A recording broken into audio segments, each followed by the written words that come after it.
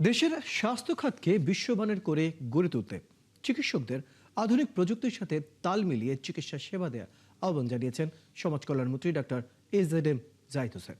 শনিবার রাতে রাজধানীতে এক সেমিনারে একথা বলেন মন্ত্রী।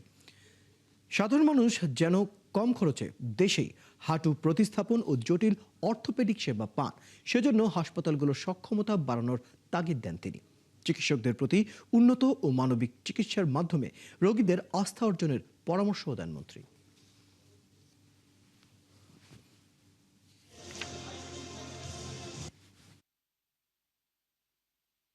This government is committed for the better healthcare.